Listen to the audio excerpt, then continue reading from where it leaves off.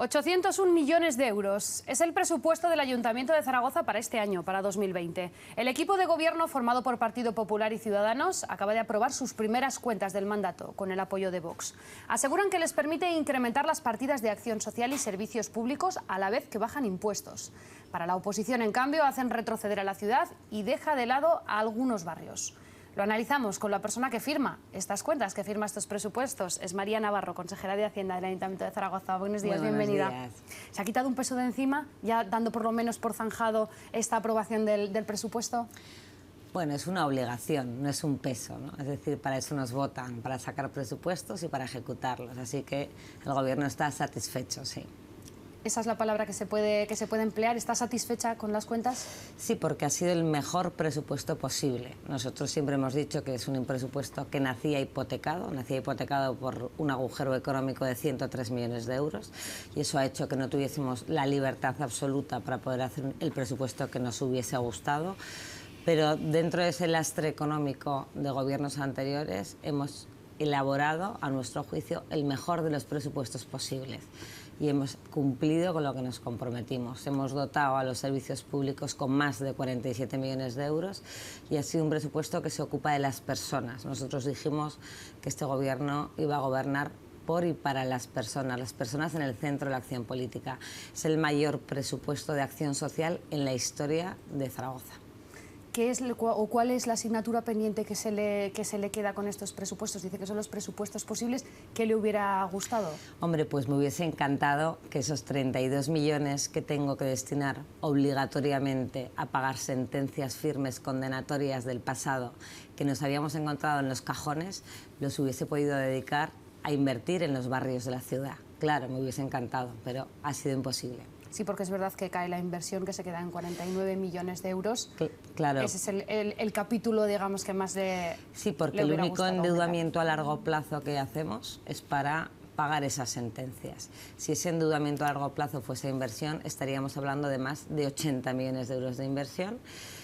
Pero no obstante, si somos capaces de ejecutar los 49 millones de inversión, estaremos invirtiendo más del doble de lo que se invertía en gobiernos anteriores. ¿Ese va a ser un empeño casi personal, el de ejecutar casi al 100% el presupuesto? Sí, yo creo que hay que intentar ser humilde. El presupuesto está muy bien, haberlo aprobado, y la ciudad tiene un presupuesto tras 2 años sin presupuesto, pero el reto pendiente, y lo hablábamos antes off the record, es la ejecución presupuestaria. Sí, va a ser, desde luego, yo voy a poner mucho empeño en que todas las áreas ejecuten lo que se han comprometido, porque al final es el compromiso que tenemos con los ciudadanos. De nada sirve presupuestar si luego no se ejecuta. O sea, que va a tener que seguir puerta por puerta, por todas las áreas, metiéndoles presión. Sí, así vamos a estar, sí. Es cierto que además lo vimos también en el Pleno, lo hemos visto días atrás a las puertas del Ayuntamiento, en el Pleno de aprobación de estos presupuestos la semana pasada también lo vimos, las protestas, la disconformidad de ciertas entidades sociales con estos presupuestos porque dicen que se recorta en acción social. También vimos a las puertas protestas de los trabajadores de FCC y también escuchamos ciertas críticas por crear una oficina específica de atención a mujeres embarazadas. Vamos a escuchar lo que decían. Pues vemos cómo se pretende recortar de una forma muy importante, medio millón de euros, una partida que históricamente el Ayuntamiento ha mantenido para cooperar con los pueblos más desfavorecidos. En la Casa de la Mujer estaban todas las mujeres atendidas, las embarazadas, las no embarazadas, las que querían abortar por algún problema. Es una cosa que quieren poner, que no dicen una oficina de apoyo a las embarazadas, no, es una oficina antiabortista como están generando a nivel de toda España. Hubo más de 1000 alegaciones que presentaron entidades sociales a estos presupuestos. En esta última declaración que escuchábamos hacía referencia porque la Casa de la Mujer atendía a todas esas mujeres embarazadas, que ahora, por petición de Vox, pasa a crearse una oficina específica de atención a las mujeres embarazadas.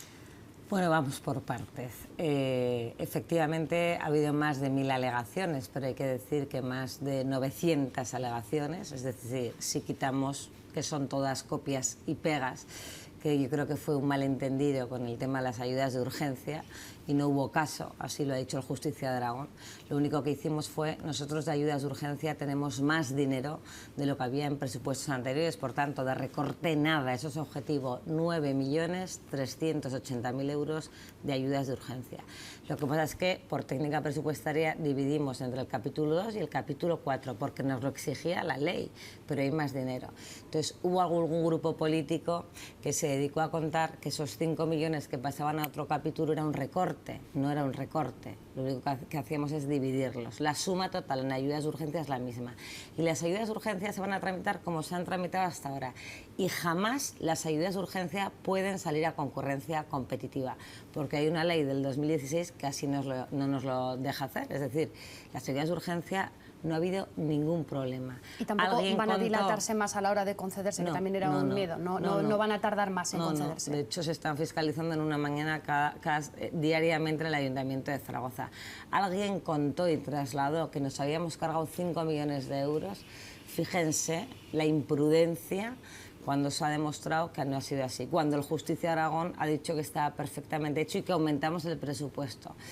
Yo creo que en política no todo vale y desde luego jugar con entidades sociales tampoco.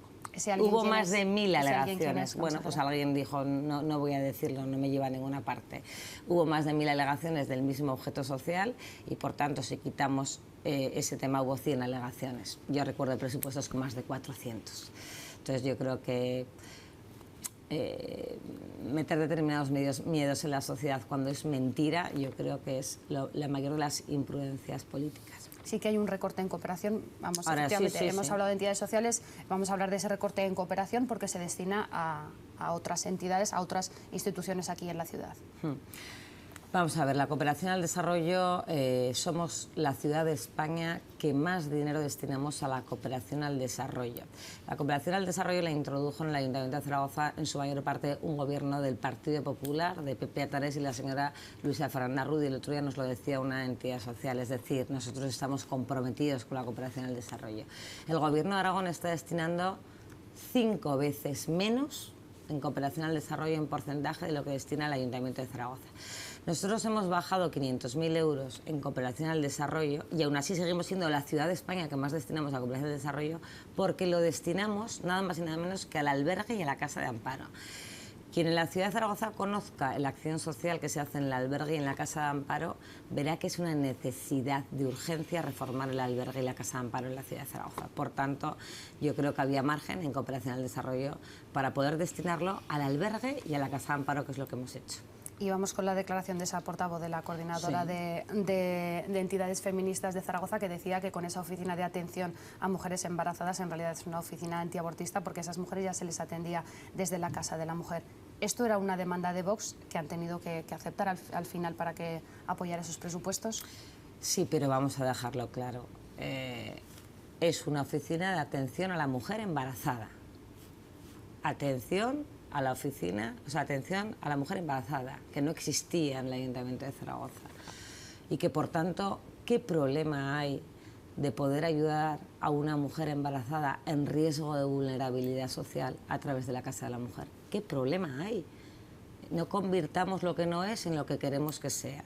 Es una oficina de atención a la mujer embarazada. Más demandas de Vox, añadir el término de violencia intrafamiliar a la violencia de género, a esa partida.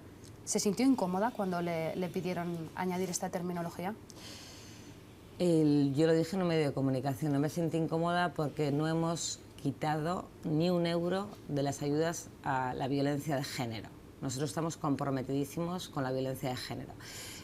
El único pacto de Estado contra la violencia de género lo ha hecho un gobierno del Partido Popular con el apoyo del Partido Socialista y del resto de los grupos parlamentarios, con la abstención de Podemos, que se dotó con 4.000 millones de euros. Nunca en la historia de la democracia de este país se había hecho un pacto de Estado, con lo cual el Partido Popular y Ciudadanos estamos comprometidos con la violencia de género.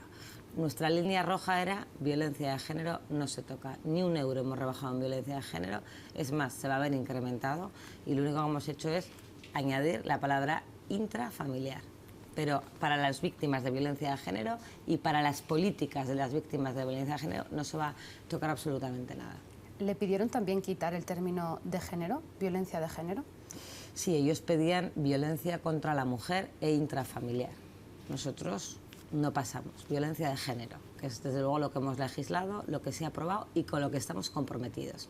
Y más allá de que no se toque dinero en esa violencia de género, algunos sí que dicen que han entrado en el juego de la terminología, que es lo que pide Vox, es lo que algunos piensan y algunos señalan, el de mezclar la violencia de género con la violencia intrafamiliar. No, son dos cosas diferentes, la violencia de género y la intrafamiliar. Nosotros mantenemos las políticas de violencia de género y el presupuesto para la violencia de género. Eso es lo que mantenemos. Luego está la violencia intrafamiliar, que se dota con una partida. Son cosas distintas, diferentes. Entonces, no queramos mezclar también determinadas cosas que no son. Es decir, a mí se me podría criticar, o a este gobierno, si hubiésemos reducido la violencia de género, si hubiésemos quitado alguna política de violencia de género, si hubiésemos atacado a la mujer. Vamos, yo soy mujer, lo he dicho muchas veces, me considero feminista en la defensa de derechos entre la igualdad entre el hombre y la mujer, y desde luego este gobierno, que somos un gobierno de 9 mujeres de 14 concejales, es decir, somos el gobierno de mayor número de mujeres en la historia de la ciudad de Zaragoza, estamos muy comprometidos con la mujer, con la igualdad y con las políticas de la mujer.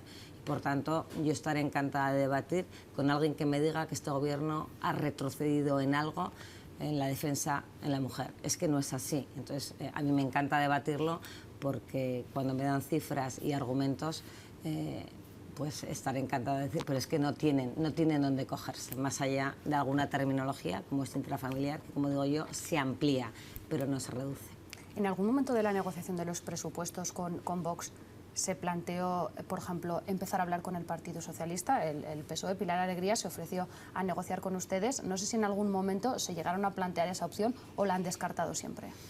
No, nosotros no la hemos descartado nunca, esa es la diferencia. Nosotros aprobamos un presupuesto el 13 de diciembre y al día siguiente tendimos la mano a todos los grupos que estuviesen dispuestos a negociar, a todos.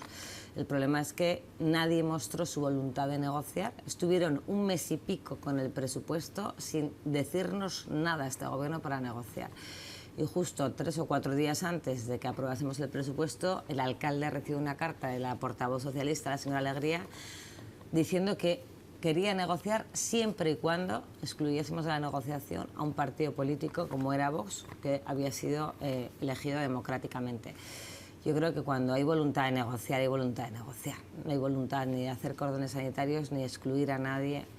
Yo siempre digo, y además le hemos demostrado, que nosotros no somos un gobierno sectario y que además en una ciudad como es un ayuntamiento nos tenemos que poner de acuerdo para hacer cosas por la ciudad, con altura.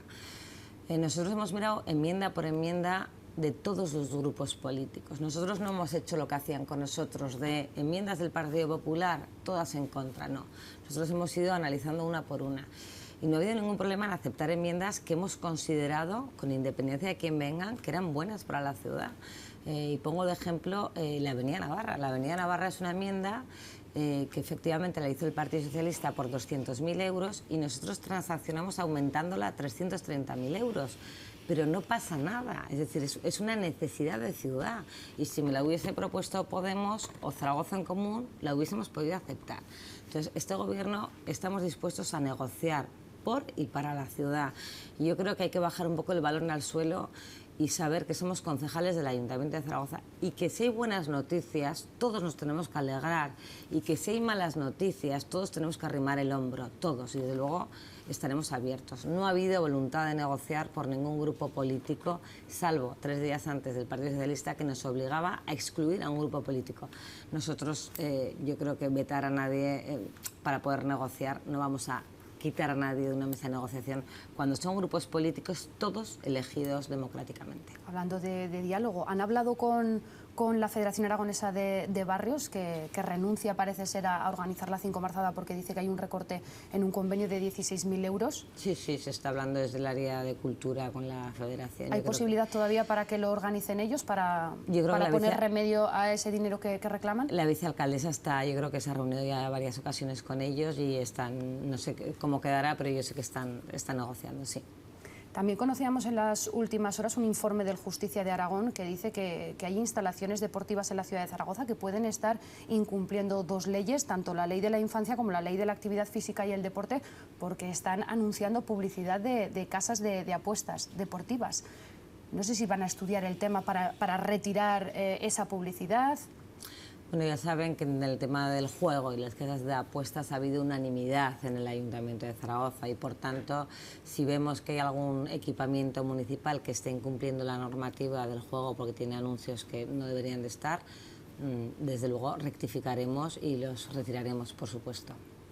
Hablando también de cuentas y de los números, para poder ejecutar el presupuesto al 100% e incluso que llegue más dinero, está pendiente esa bilateral con el Gobierno de Aragón. Calculan más o menos que les debe al Ayuntamiento de Zaragoza unos 70 millones de euros. ¿Los van a reclamar? ¿Hay una fecha ya para esa reunión?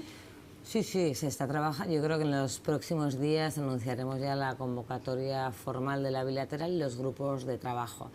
Ya tenemos desde luego todos los dosieres de todas las áreas, que efectivamente son unos más de 70 millones de euros lo que tenemos pendiente.